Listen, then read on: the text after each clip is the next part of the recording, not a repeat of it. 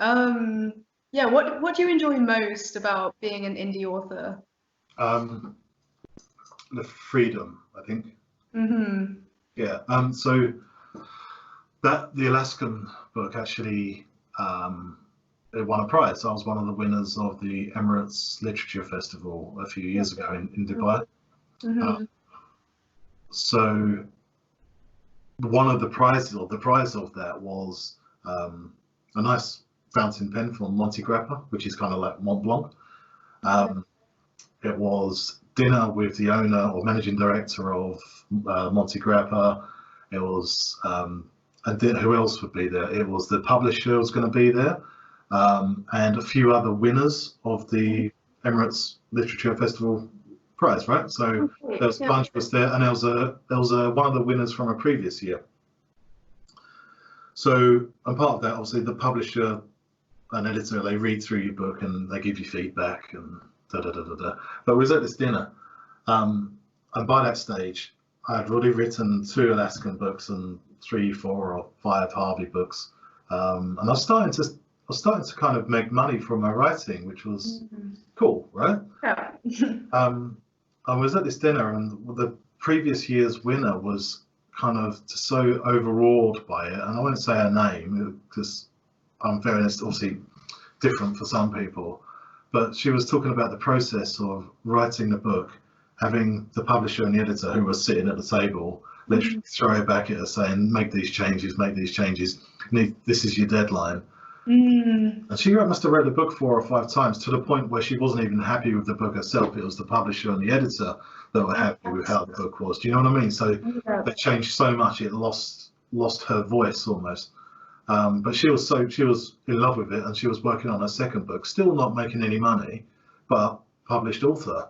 And there's me with, like, I don't know, 4, 5, 6, 7 books, and already had 3 more books written. So at that stage, I was always 3 months ahead of myself, and actually making money.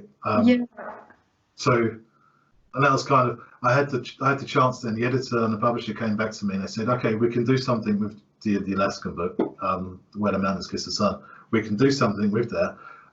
We need to start talking about developing it, creating more of an arc, and this whole list. And I just fuzzed out. As I say, I'm not interested in making the changes that you want. Interesting, yeah. By the time I've done all that, I could have written 2 more, 3 more Harvey books, right? True, yeah. Give me a year working on a book that, I don't know, was a bit more of a passion project.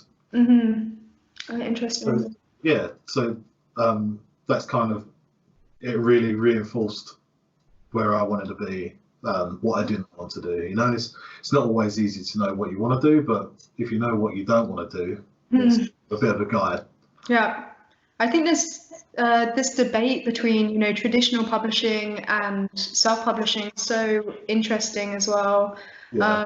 I think there was a stigma for quite a while against self-publishing, which is definitely going down now, and people are definitely realizing how much freedom and control over your own story and your own writing and your own publishing journey you have as an indie author.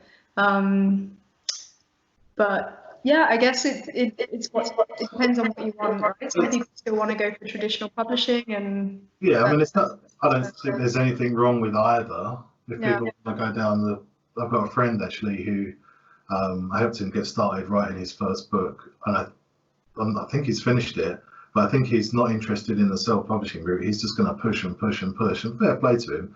If he does it, great. I hope he does well. But it's different for everyone, right? People's circumstances, what they want.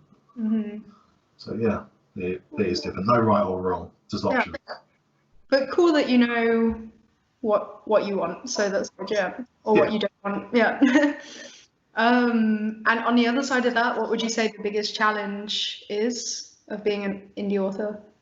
The biggest challenge isn't particularly a challenge that's unique to being an indie author. I think the challenge is it's the same for any entrepreneurial type, if you like.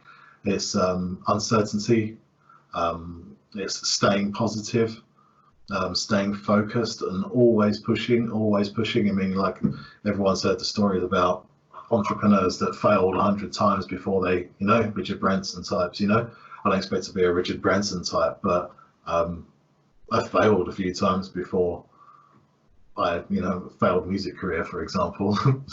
It's a fickle world.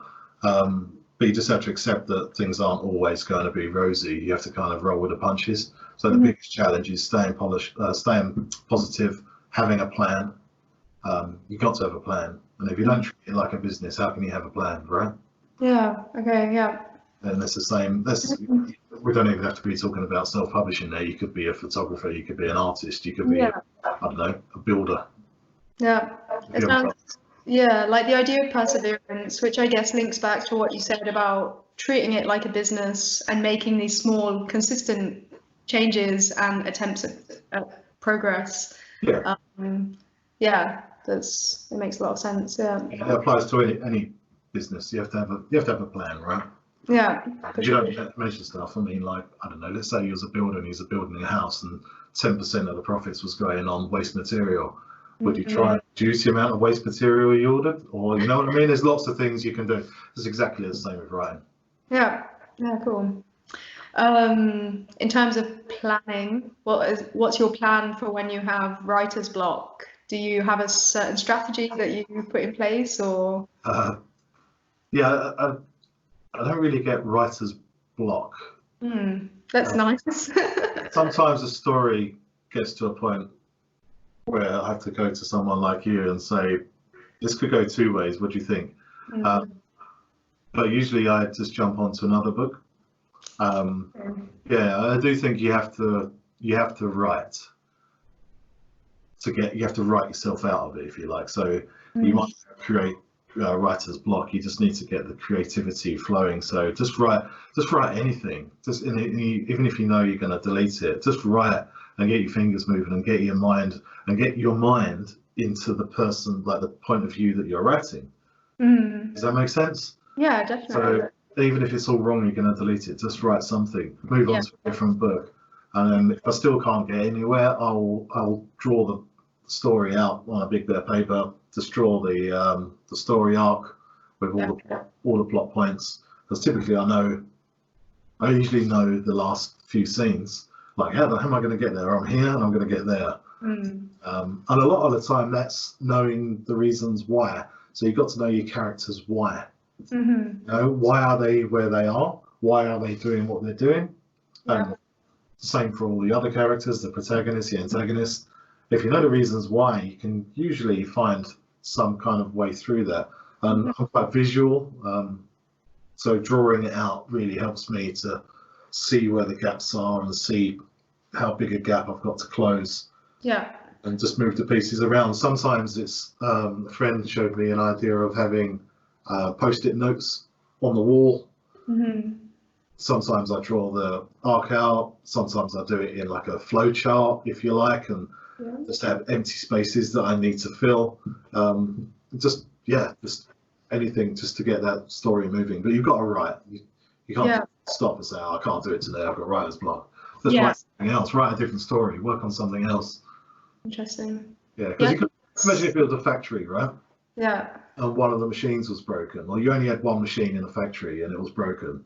Production would just stop. They'd have two machines that do that job, right? Right. Cool. You've got to be productive somehow. And if you've only got one thing that you're working on, then you either really need to get yourself through it, or just move that energy and actually produce something on another book.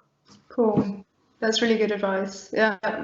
Just to get it flowing, and then you can always possibly get back to it later once your juices are flowing a bit more. There's no rules to self-publish. You've not got a deadline because you're not traditionally published. Yeah, also true. Yeah. That's pressure. Yeah. I think that's such consistent advice from successful writers as well, is this idea of just write every day, even if it's not good, even if you're just going to delete it. And I think really good advice, is you can edit something that you've written down, but you can't edit nothing. Yeah, exactly. So you just need to write something. I think there are also very good programs out there. My friend told me about one where you set a timer for, you know, like 5 minutes, and you have to keep writing for 5 minutes. Or And if you stop, it deletes it. Like if you stop for like 5 seconds, it deletes it. I was like, that's genius. That's such a good idea. yeah, it's frightening. I've tried that a couple of times, just like playing with it. Yeah. Did it work for you? No, no. Okay. Did it delete everything and then you're just, oh. And that's another thing. You got to know what works for you, right? Yeah, definitely. That's like the big key. That's the big theme throughout any kind of self-publishing social media groups. Someone will say, "I did this and I've earned $100,000 in the past year," which is great. Doesn't mean it's going to work for you. Yeah. Try different things. Yeah. Cool.